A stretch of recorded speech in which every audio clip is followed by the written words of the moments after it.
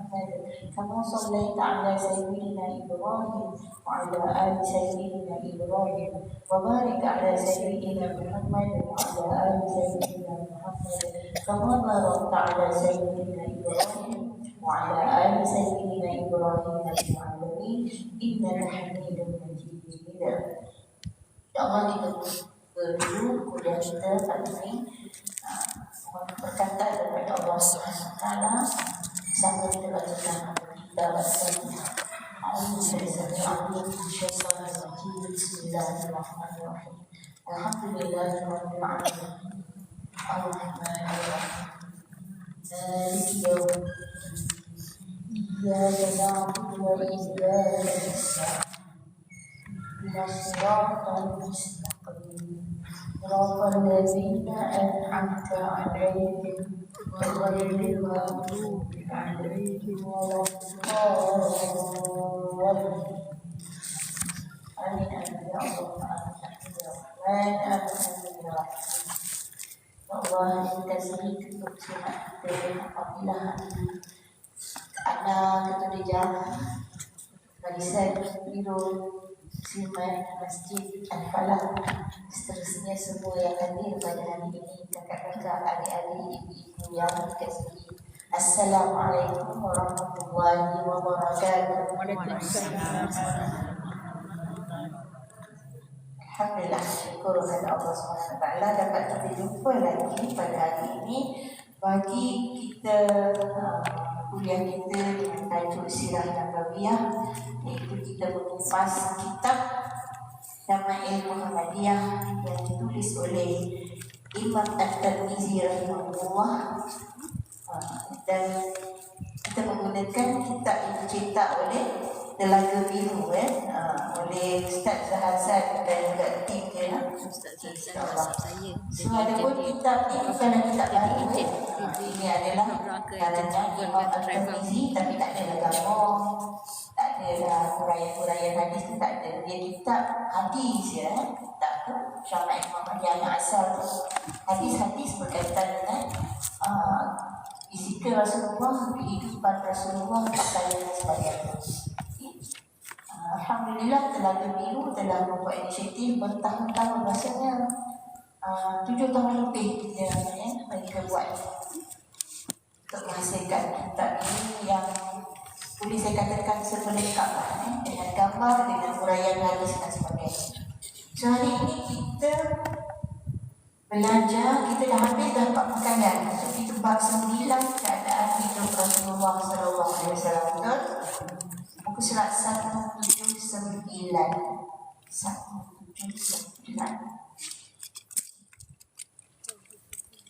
Flashback balik bab 8 tentang pakaian Rasulullah. So dalam hadis-hadis yang lepas tu, ingat tak apakah warna-warna kegemaran Rasulullah? Hijau, hitam dan merah. Dan lepas tu ada juga hadis mengatakan larangan tentang pakai warna merah betul.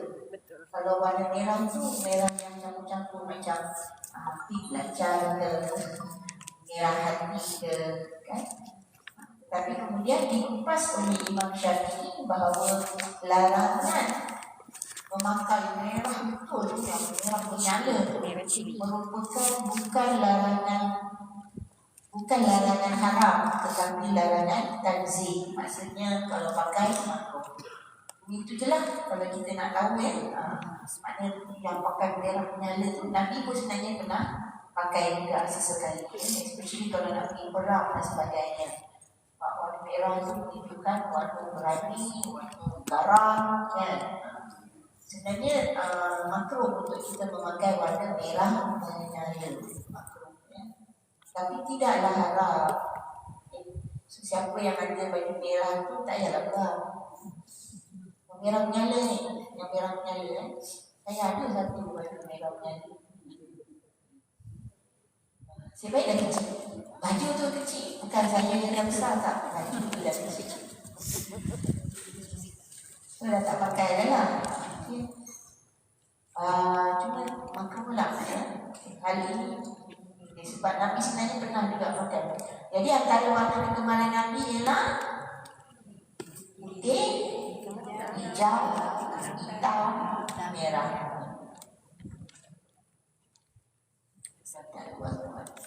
Kemudian sebelum Ustaz 179 ada gambar baju Fatimah Zahra. Itulah gambar baju dia, kainnya nampak. Kainnya macam kain kasar, dia bukan kain jenis lembut. Itu juga mungkin disebabkan oleh cuaca di sana. Kalau cuaca di sana tak boleh pakai baju macam ni. Dia bila kat sana siang panas, malam malam sejuk sangat. Tapi kalau musim-musim itu sejuk juga lah. Kalau musim panas. Siapa pernah pergi umrah atau buat lagi ketika musim panas, masa siap faham tu. Saya pernah pergi sekali masa haji tu musim sejuk. Masa umrah baru 2019, umrah saya pergi musim panas. Jadi kalau tidak tawaf, saya boleh pakai kuda tu sebab nak tutup debu dan juga paham panas.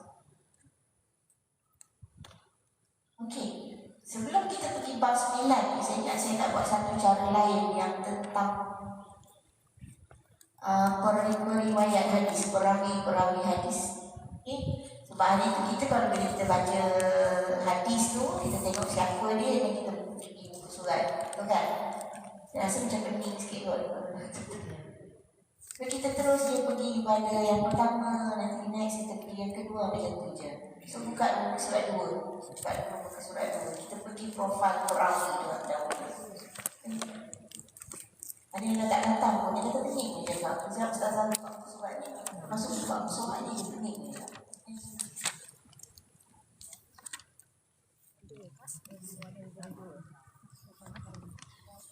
Surat 2, kita baca perawi yang pertama sebab dia ikut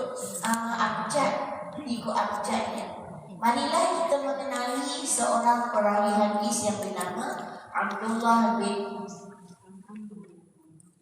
Amr radhiyallahu anhu. Amr, dia bukan Amr, dia ainnya Amr. Jadi kita tengok pada tulisan Jawi, tulisan Arab senang kalau baca kat situ lebih mudah kita menyebut dengan betul ya. Abdullah bin Amr ya, Amr. Okey, sebab dia tulis tu radhiyallahu anhu. Maksudnya Amr tu bapa dia tu ialah sahabat Nabi dan dia adalah anak pada sahabat Nabi ya. Sebab tu radhiyallahu anhu. Ini bukan Abdullah bin Umar ya. Abdullah bin Umar ialah anak Umar Al-Khattab ya. Yang ni dia tak tulis anak Amr apa. Jadi sama ada Amr bin Al-As ke, sebab ada ramai nama sahabat Nabi nama Abu. Ni kita baca dia punya profilnya. Seorang sahabat yang alim, ahli ibadah dan banyak meriwayatkan hadis daripada Nabi sallallahu alaihi wasallam. Malah Nabi SAW mengizinkan beliau untuk mencatatkan hadis daripada baginda sebelum itu baginda melarang beliau. Okay. Mula-mula Nabi tak bagi catat hadis, tapi after some time, selepas beberapa ketika Nabi benarkan. Untuk pengetahuan, ketika zaman Nabi tu hanya Al-Quran saja yang ditulis. Sebab masa tu Nabi tak nak campur firman Allah, ayat Quran dengan hadis, dengan kata-kata Nabi. Jadi hadis ni dihafal tapi tidak ditulis ya? Al-Quran ditulis. Bila turun hadis, bila turun wahyu, maka Rasulullah akan menyuruh beberapa orang sahabat untuk tulis. Mereka tulis kat mana? Masa tu tak ada kertas lagi. So tu yang tulis dekat pelepah tamak ya, dekat batu, dekat kulit binatang ya, mereka tulis kat situ ya. Tetapi hadis tidak ditulis. Hadis ditulis bila? Kemudian ketika Nabi dah hampir wafat lah. Artinya tahun-tahun hujung ya, bukan di awal kenabian tapi di hujung kenabian. Masa tu baru Nabi benarkan tulis hadis Nabi. Okay. Okey, ni siapa ni Abdullah saya sebut balik semula nama dia? Apa nama dia? Abdullah bin Amr Radhiyallahu anhuma. Okey, sekali lagi. Abdullah bin Amr radhiyallahu bin Abdullah bin Amr radhiyallahu anhuma. Okey. Beliau memeluk Islam pada tahun ke-7 Hijrah. Maknanya dekat mana ni? Di Madinah ke di Makkah? Hijrah di Madinah. Maknanya 7 tahun lepas Nabi berhijrah ke Madinah. Pada tahun itu juga beliau berhijrah. Maknanya sama-sama berhijrah dengan Nabi dan turut sama bersama Nabi dalam beberapa peperangan. Jumlah hadis yang diriwayatkan daripada beliau adalah 700 hadis. Daripada jumlah itu sebanyak 7 hadis disepakati oleh Al-Bukhari dan Muslim. Al-Bukhari bersendirian meriwayatkan sebanyak 8 hadis dan Muslim sebanyak 20 hadis. Faham tak apa maksudnya? 7 disepakati, lepas tu Bukhari je 8, Muslim 20. Apa maksud tu? Okay. Maksudnya ada 8 hadis.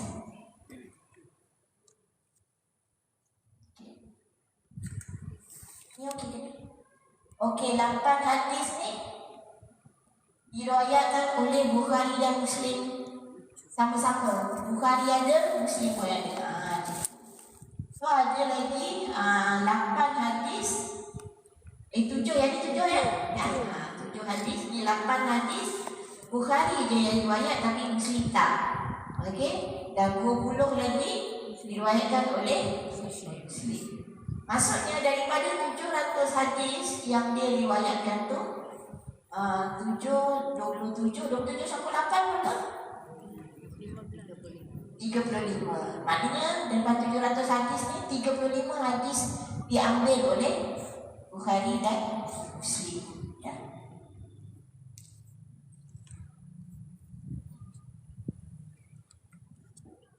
Antara yang mengambil hadis daripada beliau ialah anaknya Muhammad, cucunya Syuaib bin Muhammad, Ismail dan Salim, kedua-duanya bekas hamba beliau.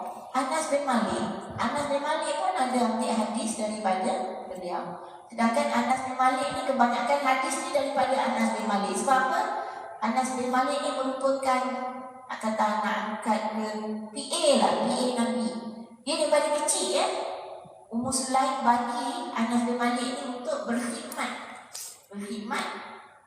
kepada Nabi. Jadi Rasulullah bila Rasulullah nak berwuduk dia dah berlari-lari dah ambil air, berjana isi air. Bila Rasulullah tak ke mana dia dah akan berlari-lari ambilkan pakaian ke apa keperluan Rasulullah ya. Dia adalah PA ataupun orang yang berkhidmat kepada Rasulullah. Anas bin Malik ni dari kecil ya. So maknanya kebanyakan hadis daripada Anas bin Malik sebab Anas bin Malik sentiasa ada bersama dengan Nabi. Tapi kita tengok kat sini Anas bin Malik pun ada mengambil hadis daripada Abdullah bin Amr radhiyallahu anhu. Okay. Lagi siapa lagi? Sa'id al-Musayyib, Urwah, Tawus, Asy-Sya'bi, Ikrimah ni dia anak Abu Jahal ya. Dia masuk Islam dan dia ahli syurga ya. Ikrimah. Atta dan ramai lagi. Beliau meninggal dunia pada tahun 65 Hijrah di Mesir. Maksudnya apa? Sahabat Nabi ni dia tak duduklah dekat Mekah Madinah tu je. Mereka berhijrah menyebarkan ajaran Islam. Sebab tu dia meninggal wafatnya di Mesir. Bukan dekat Mekah, bukan dekat Madinah. Jadi kalau sahabat-sahabat Nabi ni duduk dekat Mekah Madinah tu, Islam tu tak sampai kat kita. Ya? Islam tak sampai kat kita. Ya? Mereka pergi berniaga, sambil berniaga mereka menjadi mubaligh ya, berdakwah. Sebab tu dakwah sangat penting ya. Tanpa dakwah umat manusia ni hancur. Tanpa dakwah kita semua ni tak ada panduan hidup lah. Tak ada orang yang nak menyebarkan dakwah Islam tu ya. Jadi dakwah sangat penting ya. Jadi cukuplah satu ya. Kita ambil perawi ni. Apa nama dia? Abdullah bin Umar Abdullah bin Amr radhiyallahu anhu. menunjukkan dia dan bapaknya adalah sahabat Nabi, ya, dua-dua sahabat Nabi. Kenapa sahabat Nabi? Sebab dia hidup ketika Rasulullah masih hidup. Dia hidup ketika Rasulullah masih hidup. Dan dia bersama-sama dengan Rasulullah dalam peperangan. Kalau kita Google, cuba tengok ada tak kisahnya Abdullah bin Amr ni.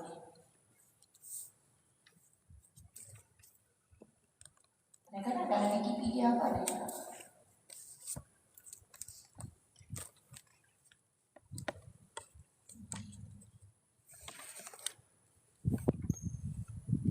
Okey. Sekarang kita dah belajar profil seorang perawi hadis, ya. Alhamdulillah. Banyak tau. 50 lebih. Berapa semua? 200. 154 orang. 154 orang perawi hadis, ya. Ada di kalangan sahabat Nabi, ada juga di kalangan tabi'in, dan ada juga di kalangan tabi'in. Info saya tak dapat. Sekarang kita pergi chapter 9. Chapter 9 surat berapa tadi? 179, ya? 179. Keadaan hidup Rasulullah sallallahu alaihi wasallam. Musa 179. Apa ni kata-kata dekat sini? Ini kata-kata ni merupakan apa yang sahabat sebut dekat sini, this particular kata-kata. Rasulullah SAW tidak berpeluang merasai kenyang daripada roti yang dimakannya selamanya, dan begitu juga daripada daging yang dinikmatinya, kecuali ketika dafaf. Apa itu dafaf? Dafaf ialah ketika makan bersama orang ramai. Apa yang kita boleh dapat daripada hadis itu? Apa yang boleh kita tahu daripada kata-kata tersebut? Orang Arab ni dia makan roti dengan daging, roti dengan kuah daging. Itu makanan ruji dia lah. Kalau kita nasi dengan ikan, nasi dengan sayur sebagainya, kan. So roti tapi roti dia tu bukan macam roti kita, roti Mendali kat kedai tu bukan. Kalau orang tak ada sebut tu roti Mendali, ya. Roti dia macam roti canai, roti bitter, roti tu, kan. So Rasulullah dia tak pernah makan, maknanya tidaklah makan beri sampai kenyang macam kita makan. Rasa sedap sekeping, nak tambah lagi sekeping, kan. Tak, Nabi makan berpada-pada, dan Nabi tak pernah makan sampai kenyang, ya. Pada roti dan pada daging. Kecuali bila? Kalau masa makan ramai-ramai, ketika Rasulullah menjamu orang, ataupun ketika Rasulullah dijamu. Bila makan ramai-ramai itu kan berkat, ketika itu je yang baru Rasulullah makannya agak kenyang lah, tapi bukanlah kenyang yang macam kita kenyang. Dia still 2/3 daripada perut. Dia bukan 3/3 perut, dia 2/3 perut je. Yang benar. Okey. Sebenarnya kat sini ada satu hadis yang saya dah baca banyak kali, tapi saya tak dapat nak faham juga. Tak maaf lah. So kalau ada mungkin ada pendapat, saya tak. Ayat hadis 68 ni, dan saya cuba baca dia punya tafsiran hadis pun saya masih juga cannot get it. Okey, mari kita baca sama-sama apa dia hadis. Okey, kita baca dulu. Dia kata bab ni, dia cakap nanti sambung. Bab makanan Rasulullah ni nanti sambung kepada bab 52 kemudian dia cakap. Dia kata bab ini membentangkan hadis tentang keadaan hidup Nabi. Dalam bab ini hanya dimuatkan 2 hadis je, dan akan disambung kemudian dalam bab 52 nanti. Dalam bab ini dibawakan hadis yang menceritakan kesempitan hidup yang dialami oleh Nabi dan para sahabat. Dalam bab 52 pula dibawakan hadis-hadis yang menceritakan jenis dan sifat makanan yang dimakan oleh Nabi. Okey, dalam serba kesempitan itu, Nabi makan juga beberapa jenis makanan untuk meneruskan hidup. Jadi walaupun 2 bab ini diberi tajuk yang sama, namun mempunyai tujuan yang berbeza, kerana itulah dipecahkan secara berbasingan. So pada bab yang ini nak ceritakan tentang kehidupan Nabi. So bab 52 nanti nak ceritakan tentang apa benda yang Nabi makan, ya. Okey, hadis 68. Siapa yang dah baca hadis ni? Dia baru dekat sini buka tengok. Baru nak buka tengok. Ya, senyum katut. Senyum katut. Anak saya tak ada ni. Kalau ada Aisyah ni, bolehlah suruh dia baca. Ya. Bahasa Arab ni. Dan kita baca maksud dia je lah ya. Maksudnya Muhammad bin Sirin menceritakan, kami bersama dengan Abu Hurairah radhiyallahu anhu dalam satu majlis. Di badannya terdapat 2 kain ketan yang dicelup dengan sejenis al-mish. Al-mish apa? Sejenis pencelup daripada tanah yang berwarna merah. Ini dia pakai 2. Biasalah dia orang biasa pakai 2 helai kain. Ni macam orang pakai umrah tau. Pakai ihram. Okay. Tapi kain tu sarung lah. Dia taklah yang macam ihram tu dia tak sarungkan. Dia orang akan pakai satu kain sarung dan satu lagi untuk balut badan dia lah. Jadi tak ada dah pakai selempang macam ihram tu. Tapi dia balut badan. Biasa dia orang pakai 2 pieces. Kain 2 pieces. Okay. Lalu beliau mengelap hingusnya di salah satu daripada kain tersebut. Itulah dia. Most probably dia lap hingus tu daripada kain yang dekat atas lah. Ya, atas. Sebab takkan nak ambil yang daripada kain sarung tu kan. Okay. Lepas tu dia kata bah. Berarti kalimah tanda terpekun. Itulah saya baca banyak kali saya tak faham tu. Okay. Abu Hurairah mengelap hingusnya di kain gatal sampai disebut bah. Kenapa kalimah terpekun ya? Demi Allah sesungguhnya aku pernah terjatuh di kawasan antara mimbar Rasulullah sallallahu alaihi wasallam.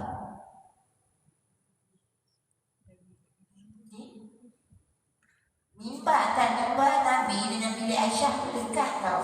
Ya, mimbar Nabi dengan bilik Aisyah tu dekat radhiyallahu anha kerana pitam. Lalu seorang lelaki yang berada di masjid Nabi itu datang dan memijak kakinya ke tengkukku kerana merasakan aku gila. Sebenarnya aku tidak gila sebab pitamku itu tidak lain adalah kerana lapar. Okey. Kita baca terus tafsiran hadis ni lah ya. Okey.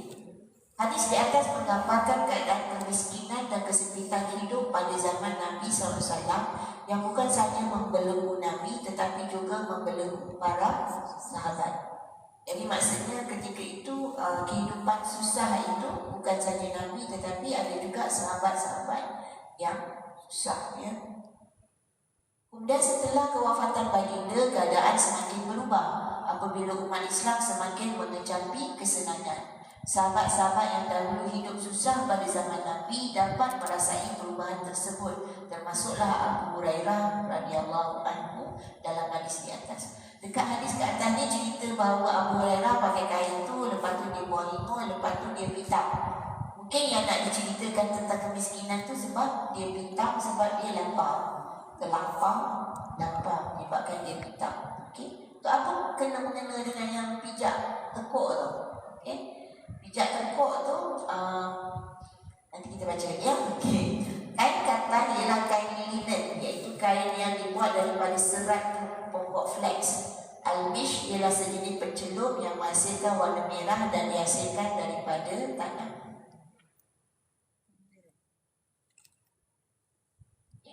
Mish. Kita tengok surat sebelah 182 ada gambar. Ada gambar kain tu. Maknanya kain tu kasar, dia dibuat daripada serat pokok serat pokok, bukan daripada kain bukan daripada kapas. Kalau kapas tu dia lembut, dia kasar. Kasar ni memang keadaan cuaca kat sana memang perlu pakai kasar macam tu. Ya? Macam kuning. Jenis kain tu. Sesuai untuk keadaan di sana bila sejuk dan panas ya. Saya pernah masa masa belajar tu ada seorang saya baiklah dengan Pak Arab tu, dia daripada Jordan. Dia bagi saya jubah. Tapi memang kat sini tak boleh pakai lah jubah tu. Kain dia lebih kurang macam tu. Jubah tu cantik. Cantik jubah tu. Bentang dia, semua cutting dia cantik lah. Masa kat sana saya pakai lah. Masa musim sejuk lah saya pakai. Sebab bila musim sejuk sedap pakai. Bila bawa sini tak boleh pakai. Betul tu sebab. Lebih kurang kasar dia macam tu. Okey, apa perbuatan tadi? Perbuatan Abu Hurairah yang mengelak hingga sedang dengan kain kafan itu adalah kerana perlu berbuat demikian atau untuk menunjukkan bahawa baginya kain tersebut tidak ada nilai kemegahan walaupun pada pandangan orang lain menggambarkan kemegahan. Dekat situ yang saya tak berapa nak faham tu. Kalau ada siapa-siapa nak bagi pandangan, maksudnya dikata pada orang lain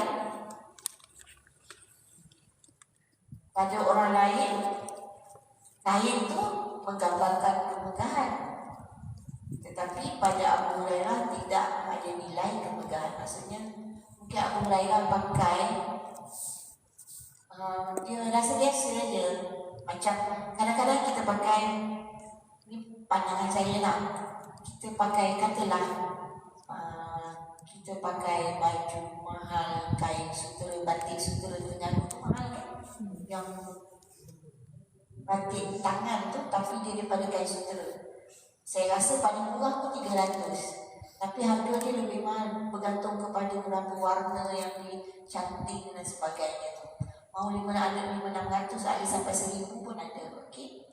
Jadi kalau kita pakai baju biasa, pergi jumpa orang, kita rasa biasa. Tiba-tiba bila pakai baju tu, kita pun rasa macam ada perasaan. Perasaan apa? Tapi maksudnya kalau Abu Hurairah dia sama je.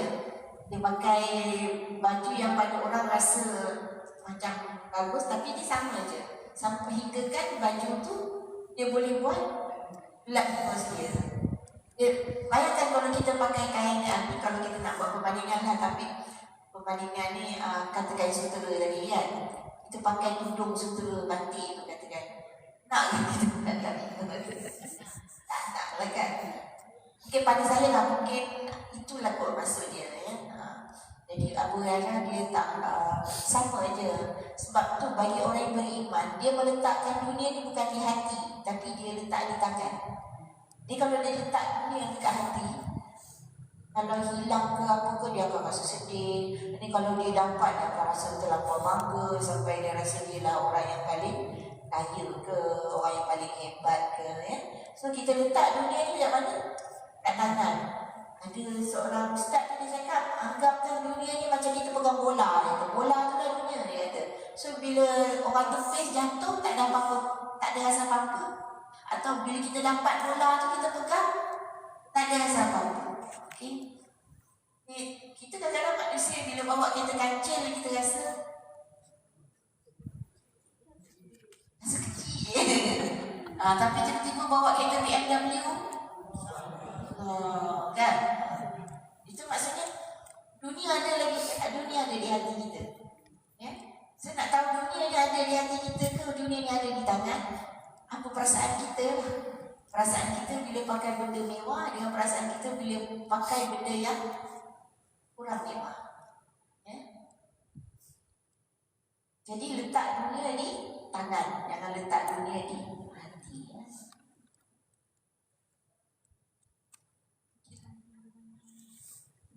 Kalau ni keluar artikel tu lah, saya ni kadang dia lalu-lalu lah, kita ni tak nak lah kan. Keluar artikel ada seorang kaya tu, dia cerita, dia kata pakaian dia hari ni, dia cakap, dia orang kaya, pakaian dia pergi makan malam, dia cerita berapa harga pakaian saya hari ni. Banyak juga lah, semua sekali 300,000, dia cerita lah tudung dia harga berapa ribu tak, pek tangan dia harga berapa, pek tangan dia berapa, tudung dia berapa, baju dia berapa, kasut dia berapa, semua sekali campur dalam 300,000 lebih. Untuk dia pergi makan malam. Tapi kita tak nak cakap apa-apa, sebab kita pun tak tahu. Kita pun tak tahu berapa orang ditaja umrah ke. Kita pun tak tahu berapa dia, mungkin banyak ke dia hantar duit untuk Palestin ke. Mungkin yang tu dia tak tunjuk kan. So kita tak cakap apa-apa lah, cuma kita doa. Ya Allah, aku jauhkanlah dia daripada ujub dan riak kan. Berkatilah rezeki dia dan jadilah aku daripada berbangga-bangga diri. Kita macam tu. Bila kita tengok orang tu, kita jangan kata dia tahu, sebab kita tak tahu. Kok nanti kita pula yang buat ya? Ataupun kalau kita tak buat, suami kita ke, anak kita ke, so bila tengok tu, boleh nak kata juga jalan dia tu. Kita tulis istighfar. Ya Allah berilah dia petunjuk. Muka dia bukan riak lah. Muka dia bukan riak. Kalau dia riak, bagi dia petunjuk, bagi dia hidayah. Hati ni cepat je tak kata orang. Sebab dekat bawah tu dia punya komen, ya Allah yang kutuk dia bukan ramai. Yang kutuk dia, tapi tak tahu dia mana tak suka buat macam tu untuk konten. Konten view. Untuk view konten kan. Allah ada risau. Jadi pengajaran hadis. Okey, pasal yang kena pijak dekat leher tu kenapa? Lelaki tersebut meletak kakinya di tekuk Abu Hurairah kerana perbuatan tersebut biasa dilakukan oleh orang ramai pada zaman tersebut terhadap orang gila atau orang yang dirasuk sehinggalah dia sedar. Itu adalah kebiasaan orang Arab lah. Kita tak biasa. Kita biasa kalau macam orang tu tak sedar, kita tepuk-tengkuk dia kan. Saya pernah tengok lah majlis kahwin. Masa tu silap pulut tu ibu ada seorang tu naik shave. Yang silap pulut tu tak ada masalah. Bukan yang dia nak shave tu tiba dia pergi lawan orang tu yang tengah silap pulut tu. Dia pergi lawan betul punya lawan tu. Dia macam dah tak sedar. Saya nampak dia. Saya kecil lagi masa tu. Saya nampak dia. Tiba-tiba dia macam ni. Tak tahu lah dia nak share macam mana. Apa masuk dalam badan dia, saya tak tahu. Tiba ada seorang pergi kat dia. Tepuk dia. Baru dia sedar. Dia macam dia sedar. Kenapa? So, kalau orang Arab ni kalau dia pijak tepuk juga lah. Maksudnya kalau kita tepuk, kalau dia orang sampai pijak. Gandeh betul. Pijak tepuk boleh mati. Pengajaran hadis, okey? Dan kita tengok apa ni bab pendek, okey? Nanti ada pengajaran di situ ya. Hadis di atas mendidik orang Islam untuk sentiasa berdaya tahan menghadapi apa saja cabaran hidup, kemiskinan, kesusahan, peperangan dan sebagainya. Umat Islam perlu mengambil iktibar daripada kesusahan yang pernah dihadapi oleh Nabi SAW dan para sahabat yang lebih susah daripada kesusahan manusia pada hari ini. Bila kita pun pernah dengar yang Nabi ikat perut masa perang Khandaq kan. Sebenarnya Nabi ada yang katakan Nabi ni kaya. Sebab Nabi pernah buat kenduri bagi orang makan 100 ekor unta. Ekor unta, kalau 100 ekor unta memang kaya betul. Dan mungkin saya ingat miskin atau kaya tu bergantung pada keadaan. Sebab ialah umur Nabi kan, umur Nabi 63 tahun. Mungkin ada certain keadaan ketika itu Nabi susah. Dan ada keadaan ketika itu Nabi. Tapi Nabi walaupun dia kaya, harta tu dia tak simpan. Dia bila dapat duit hari ni terus sedekah macam tu. Bila dapat duit Nabi terus sedekah. Nabi tak ada simpanan. Dia simpan Nabi di mana? Di akhirat. Bagaimana saya pernah cakap kat sini ke tak mana. Duit kita, harta kita ialah apa yang kita belanjakan. Sebab bila kita belanjakan, mudah-mudahanlah kita belanjakan kerana Allah, dia dapat pahala kat situ. Kita belanja orang, kita belikan apa-apalah untuk keluarga kita, untuk anak, untuk kawan dan sebagainya. Kita infak, maknanya duit tu yang kita belanjakan tu, itulah harta kita sebab kita dapat pahala dan dia jadi deposit untuk kita di syurga. Tapi duit yang kita simpan sekarang ni yang ada dalam bank ni belum tentu lagi jadi hak kita. Bila kita mati, jadi hak siapa? Hak waris. Sebab dia dah jadi harta pusaka. Ya? Jadi harta kita yang sebenar, harta yang hakiki lah, bukan harta dunia. Harta hakiki itu ialah apa yang kita belanja di jalan Allah. Apa yang kita belanja dengan ikhlas. Dengan ikhlas lah. Ya? Kalau tak ikhlas kan tak dapat pahala kan. Apa yang kita belanjakan dengan ikhlas, kita bagi orang duit, kita infak, kita tolong orang susah, kita bantu Palestin, belanja untuk anak-anak kita, benda yang baik-baik lah. Nanti beli makanan untuk keluarga kita sebagainya, yang itu adalah harta kita yang kita dah belanja. Tapi yang tinggal dalam beg, yang dalam simpanan, dalam beg duit, dalam poket kita dalam apa ke, itu belum lagi pasti jadi harta kita. Ya, dia akan jadi harta waris kita. Okay. So, hadis di atas mendidik orang Islam untuk sentiasa berdaya tahan menghadapi apa sahaja cabaran hidup. Ya. Umat Islam perlu mengambil iktibar daripada kesusahan yang pernah dihadapi oleh Nabi SAW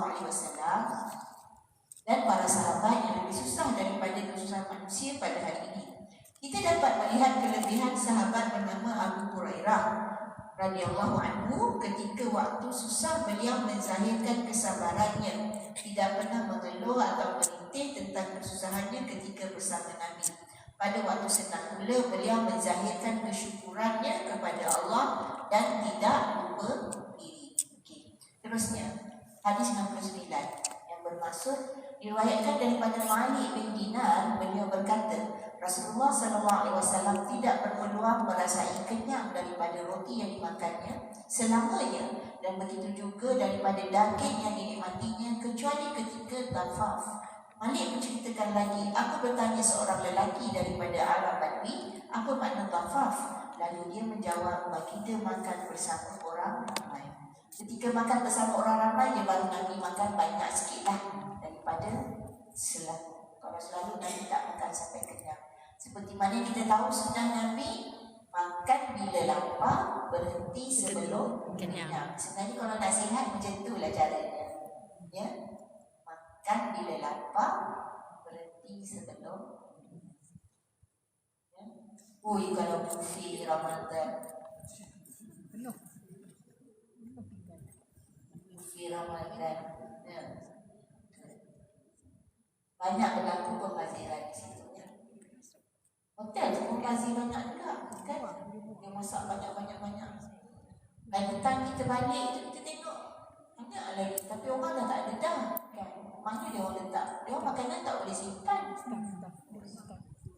Rosak penting dia orang buang. Tapi adalah saya ada usaha beberapa NGO yang berusaha diambil yang dalam benda tu dan dihantar kepada gelandangan. Tapi tak banyak lah. Kalau satu Malaysia yang buat NGO 2-3 tak cover. Itulah juga merupakan salah satu kita takut azab-azab Allah juga bila kita ni banyak membazir. Dalam satu ayat Quran tu kan, bagi siapa yang membazir, makanlah dan minumlah itu yang baik bagi kamu dan janganlah kamu membazir.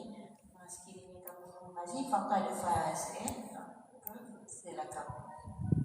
Mungkin binasa tu dari segi Allah turunkan azab. Allah. Hadis ini menceritakan bahawa Nabi SAW tidak pernah menikmati makanan hingga kenyang kecuali apabila baginda makan bersama orang lain, iaitu ketika bertamu atau menerima jemputan kenduri. Maksud kenyang itu bukanlah hingga perut penuh, akan tetapi sekadar 2/3 perut sahaja, kerana Nabi SAW selamanya tidak pernah makan hingga perut penuh. Okay, kita baca terus habiskan. Daripada hadis ini kita dapat memahami kesempitan hidup Nabi SAW, iaitu baginda tidak selalu berpeluang menikmati makanan sehingga kenyang. Pada waktu-waktu tertentu saja baginda dapat makan sehingga kenyang. Kesimpulan daripada hadis-hadis, Nabi SAW hidup dalam sebuah kekurangan, menikmati makanan hanya sekadar untuk meneruskan hidup. Jarang-jarang baginda dapat makan dengan kenyang kecuali pada ketika-ketika tertentu, iaitu ketika bertamu atau menerima jemputan kenduri. Begitupun baginda tidak pernah makan melebihi 1/3 ruang perutnya. Keadaan hidup yang dirasai oleh Nabi SAW turut dirasai oleh sahabat-sahabat baginda. Taujihat Nabawiyah, taujihat ni maknanya nasihat untuk kita. Taujihat supaya sentiasa berdaya tahan menghadapi apa-apa sahaja cabaran hidup dengan mengambil iktibar daripada kesusahan yang pernah dihadapi oleh Nabi SAW dan para sahabat baginda. Ada kata-kata bijak pandai, okey, kata-kata bijak pandai. Orang yang kaya hari ini, yang kaya milenial, semua yang kaya hari ini, cucu dia esok miskin. Cucu dia nanti miskin. Sebab apa? Orang yang kaya pada hari ini, dia bermula daripada susah. Dan dia tahu macam dia struggle untuk menjadi kaya. Okay? Dia struggle untuk menjadi kaya. Buka perusahaan ke, Tapi dia akan ada jatuh bangun, dia kena tipu, dia kena apa, macam-macam lah, perniagaan rugi dan sebagainya, sehingga dapat berbina bayar. Lepas tu harta diwariskan kepada anak okey lagi masa tu. Okay? Mungkin anak semua ada rumah, anak semua dia dah bagi perniagaan. Tapi anak ni dah senang. Dia tak rasa jatuh bangun tu tau. Tapi dia masih okey lagi lah. Tapi bila sampai cucu, yang sebab anak tadi tu tak rasa jatuh bangun tu tadi, dia dah tak rasa susah kan. So semua lepas tu apa yang bahagian cucu tu, aku minta semua dapat. Dan selepas cucu tu habiskan duit. Kan? Dia orang tak pandai sebab dia orang tak ada survival skill. Skill apa yang namanya? Survival skill. Daya upaya bertahan tu menghadapi ujian-ujian. Jadi sebagai umat Islam, kita sepatutnya kena ada daya tahan. Sebab tu dalam Islam ni diajar kita macam-macam. Puasa supaya kita ada daya tahan, zakat supaya kita bukan duit untuk kita saja, harta itu bukan untuk kita saja, tapi kita kena dalam harta kita ada hak orang lain. Lepas tu diajar untuk tolong menolong, diajar untuk sabar. Dalam Islam, sabar pada satu ujian, pada apa yang Allah beri kepada kita, pahala sabar tu tak putus. Orang yang sabar menghadapi ujian-ujian Allah, dia dapat pahala. Pahala tu tak putus lagi dia masih hidup. Tiap-tiap hari dia dapat pahala kerana sabarnya dia menghadapi ujian. Terdapat dalam surah Az-Zumar ayat 10. Surah Az-Zumar ayat 10. Dan mungkin juga ada ayat-ayat daripada surah lainnya. Tapi yang saya dapat tangkap tu surah Az-Zumar ayat 10. Di mana pahala sabar tu tidak berpanjangan. Jadi dalam Islam diajar macam-macam supaya kita ni jadi umat yang kuat. Jadi umat yang kuat, yang tahan lasak. Dan tahan lasak, tahan ujian, tahan bukaan. Diajar kita salat, diajar kita mengadu kepada Allah, diberikan kita Al-Quran, diberikan kita sunnah Nabi, hadis, untuk kita cari tahu, untuk kita belajar, untuk dapatkan panduan-panduan menghadapi hidup. Agama lain tak ada. Agama lain tak ada. Kita sebab so daya tahan, daya juang. Sebab tu kita kena sentiasa juga berdoa semoga sentiasa diberi bantuan. Dan satu lagi doa kita ialah Rabbana. Dia bila nak tu dia tak keluar. Selalu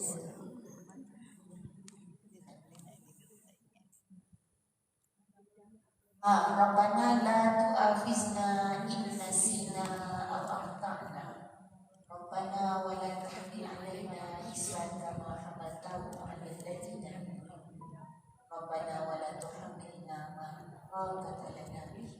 Waghfir lana warhamna anta maulana fansurna 'alal qawmil kafirin. Apa maksudnya? Ya Allah, jangan Engkau bebankan kami dengan sesuatu yang kami tak mampu menghadapinya, dan jangan Kau hukumkan kami bersalah sekiranya kami terlupa. Jadi itu pun satu doa yang baik yang kita patut selalu baca. Selain daripada doa, kita mohon kekuatan daripada Allah untuk menghadapi ujian-ujian.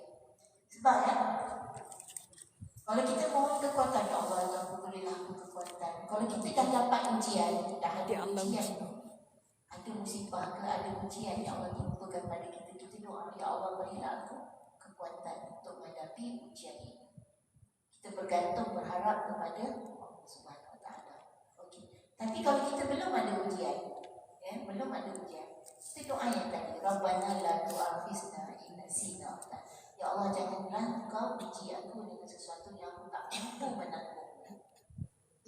Sebab bila kita doa, ya Allah, berilah aku kesabaran, mana kita nak tahu kita sabar kalau Allah tak uji kita?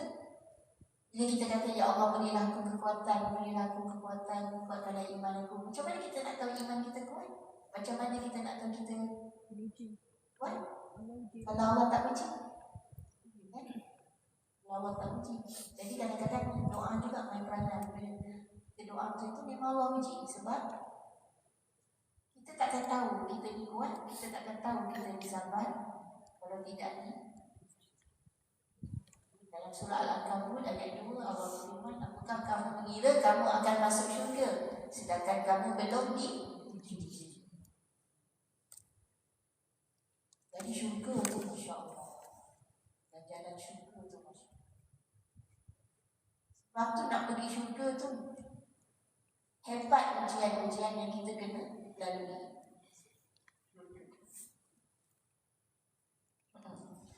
Okey, dah sudah sampai pukul 10.30 kan? 9 ke 10.30. Nak sambung hukum ni ke atau kita nak pergi kepada sirah Nabawi yang Rahim Maktum? Ya, dah lama kita tinggalkan Rahim Maktum ni. Last kali sampai mana? Sampai Nabi Hijrah. Belum kan? Hijrah belum ya?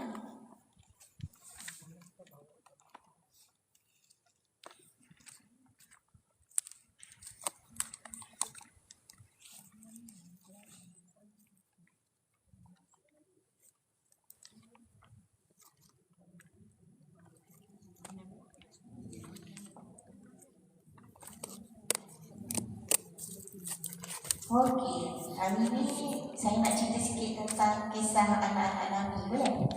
Ya, anak-anak Nabi. Kita jangan dengar kisah anak-anak Nabi ya. Kisah yang ambil artikel ni daripada Ustaz Khubaib. Ustaz Khubaib ni dia ada Sirah Center ya. Sirah Center tu kalau kita nak masuk dekat Telegram tu, kita pergi dekat Telegram, kita boleh search Sirah Center. Kalau tak salah boleh masuk dalam dia punya Telegram itu. Tapi kebanyakan kuliah dia berbayar lah. Cuma kadang-kadang ada juga bagi kuliah yang percuma lah. Ini banyak mendalami, dia belajar dekat Jordan dan dia banyak mendalami sirah Rasulullah. Itu saya ambil artikel dia tentang kehidupan anak-anak Nabi. Okey, anak Nabi berapa orang? 7. Anak Nabi kita ada 7 orang. Berapa laki-laki, berapa perempuan?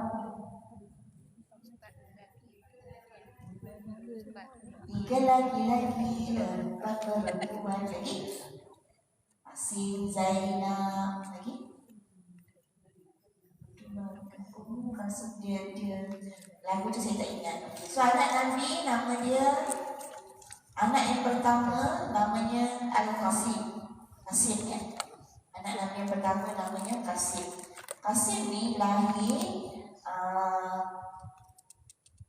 beberapa sebelum kenabian ya. Qasim lahir sebelum kenabian.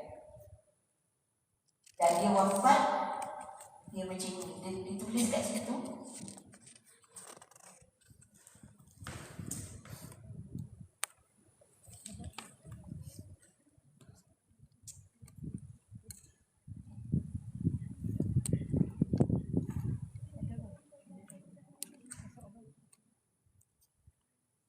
Belum juga pakai ini. Sebenarnya tadi saya dah charge bateri untuk saya punya speaker tau. Saya rasa saya lupa dalam beg tu, tapi sampai ni tengok tak ada dia menung. Nampak tak tadi bila datang buka saya menung. Saya dah charge, dah bawa dalam kotak dia semua nak bawa sini. Masa tak ada. Allah Akbar. Dia dah makin berumur. Hari tu saya mengajar dekat Masjid Batu 16. Saya rasa saya dah berumur dah laptop saya. Sebab kalau klinik solat tu kan kena pakai buka laptop kan. Saya bawa beg laptop je. Saya dah berumur. Faktor apa tu? Faktor usia je. Okey, umur Nabi. Ini garis masa Nabi ya. Kita ambil masa umur 25, masa Nabi baru. Umur 25 Nabi apa? Nabi pandai. Umur 63 Nabi wafat. Dekat sini Nabi ni sajalah tahun ke-64 saja je saya lebihkan satu. Okey. Kemudian 25, 26, 27 dapat di situ 28.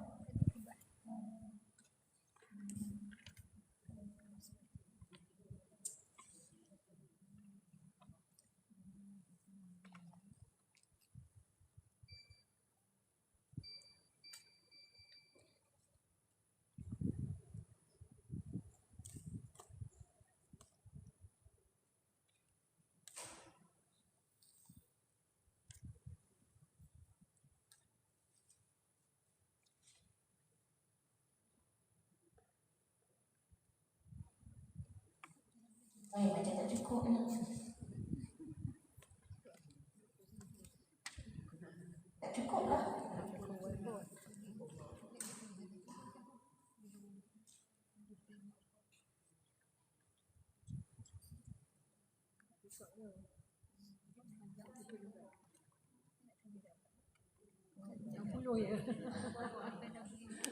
Ni besar sangat kat sini ni.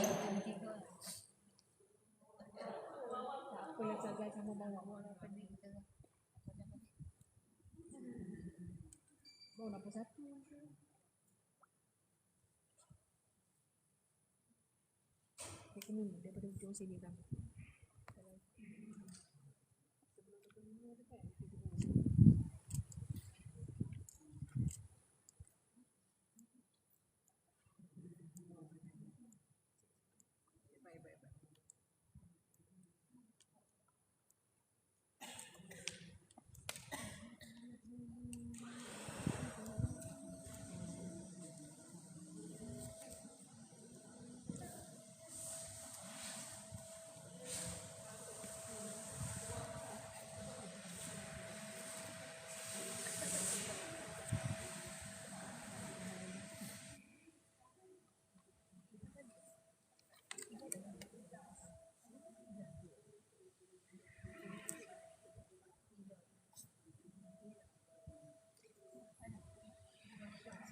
Okey. Qasim dia lahir sebelum kenabian, lepas tu dia dia wafat masa kenabian. Masa 40 tahun. Umur Nabi 40 tahun tu Qasim. Tahun pertama kenabian sekitar 41 lah tahun pertama. Ni lebih kurang Tetapi ada riwayat mengatakan Qasim ni wafat atau meninggal ketika umur dia 11 tahun. Umur dia 11 tahun. Jadi umur Nabi 41 tolak 11 berapa agak dia hidup? Dia lahir.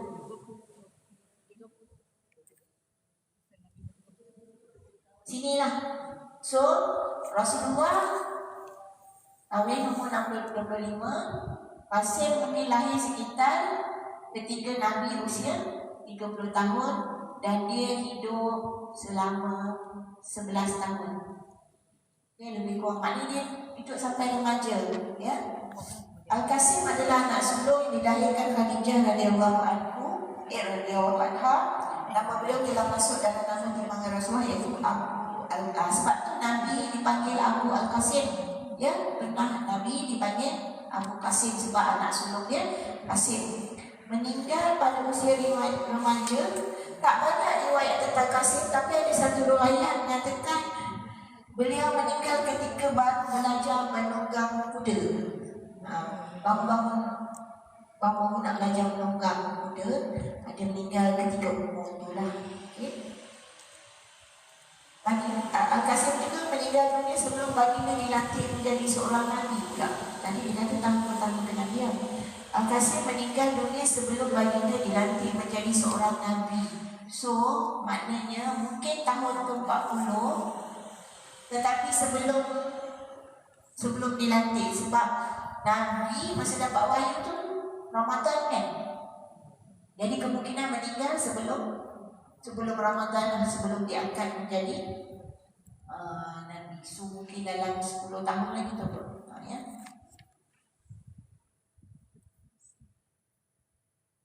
Tidak ada yang kita tahu tentang riwayat hidup dan kenangan-kenangan baginda bersama Al-Qasim kecuali itu je.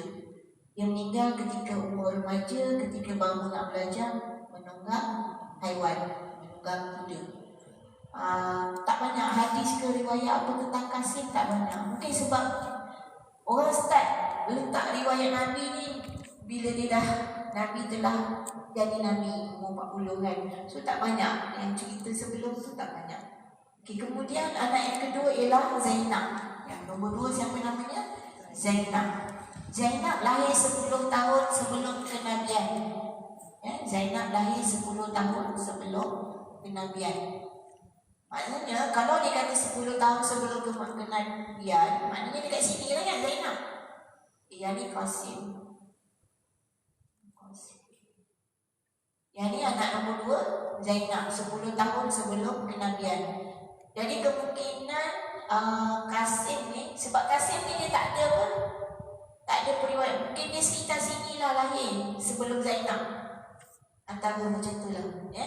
Sebab Zainab dekat sini, Zainab di sini 30, okey, 40, 10 tahun sebelum kenabian Zainab lahir. Maknanya ketika umur Nabi 30 tahun. Dan wafatnya Zainab ialah pada 21 tahun selepas kenabian. Maknanya umur dia panjang lah. 21 tahun maknanya 61. Ketika Nabi berusia 61 tahun. Ya. Jadi kalau 10 tahun dengan 21, berapa umur Zainab? 31 tahun lah kan? Dia wafat 21 tahun selepas kenabian. Dia lahir 10 tahun sebelum kenabian. Jadi 31 kan? Jadi umur Zainab 31 tahun. Qasim ni dia belasan. Dia sama ada, kalau Zainab lahir dekat 30, so Qasim ni somewhere lah. Cuma sebab tak ada riwayat yang tepat dia lahir masa bila, so dia somewhere sebelum Zainab. Sebab dia anak pertama kan, mesti dia lahir sebelum Zainab. Okey. Kemudian lepas Zainab siapa? Abdullah ya. Abdullah. Okey, kita cerita dulu pasal Zainab. Yang kita tahu ketika dakwah bermula, Zainab sudah tidak berada dalam rumah baginda kerana telah pun menikah dengan Abu Al-As dan menetap bersama dengannya. Okey, so Zainab berkahwin dengan Abu Al-As. Okey, Zainab berkahwin dengan Abu Al-As, menetap bersama. Jadi dah tak duduk dengan Nabi. Ketika dakwah Nabi bermula, Zainab akan termasuk dalam kalangan yang terawal memeluk Islam. So antara yang terawal tu Khadijah, Abu Bakar, kan, Ali. So Zainab one of them, antara yang awal masuk Islam. Tetapi Abu Al-As tak ikut. Abu Al-As tak masuk Islam. Walaupun keluarga Abu Al-As mendesaknya untuk menceraikan Zainab, dia tak nak ceraikan. Di keluarga Abu Al-As tak Islam. Zainab dah masuk Islam. So family Al-As kata, kau cerai dengan Zainab. Tapi Al-As ni dia masih sayang dengan Zainab. Jadi dia tak ceraikan. Tapi mungkin dia tak duduk sekali lah. So ketika Nabi berhijrah ke Madinah, Zainab tak ikut serta. Dia tinggal di Madinah sehinggalah setelah perang Badar berlangsung. Manakala Abu Al-As iaitu suami Zainab hanya akan berhijrah ke Madinah setelah beliau sendiri memeluk Islam, iaitu sebelum pembukaan kota Makkah.